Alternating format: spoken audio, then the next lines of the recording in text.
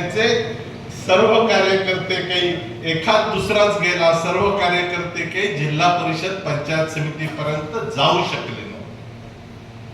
त्यामुळे भारतीय जनता पार्टी शिवसेनेच्या गावागावातल्या कार्यकर्त्याच्या मनामध्ये पुन्हा एकदा झालंय की आपण युती म्हणून जेव्हा एकत्र येतो आणि सर्व कामकाज करतो तेव्हा आपण एक अत्यंत चांगल्या प्रकारे लोकांच्या समोर विश्वासाचा कार्यकर्ता म्हणून उभा राहतो.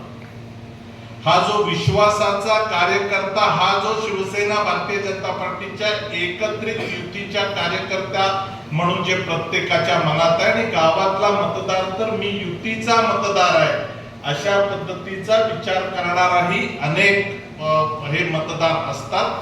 आपण या सर्वांना साथ घालून एकत्र गेलं पाहिजे. राजकारणाचे अनेक टप्पे, अनेक विषय, अनेक मुद्दे मांडण्याचा अनेक जण प्रयत्न करतात, पण मग जिल्हा परिषद पंचायत समितीची निवडणूक आहे तर त्या जिल्हा परिषद पंचायत समिती करता काय काय वेगळे विषय केले, असे जे कोण आहेत आता वेगळ्या विषयावरती निवडणूक नेण्याचा प्रयत्न करतात त्यांना कधीतरी या इथल्या जे आता निवडून गेलेल्या आमदारांना कोणीतरी विचारलं पाहिजे की नेमकं तुम्ही जिल्हा परिषद पंचायत समितीतल्या कामकाजाकरता काय केलं. कारण त्यांच्याकडे कुठलाच विषय राहिला नाही, म्हणून भरलेल्या अर्जावरती ऑब्जेक्शन घेण्याचे रेडीचे खेळ पण त्यांनी करून बघितले.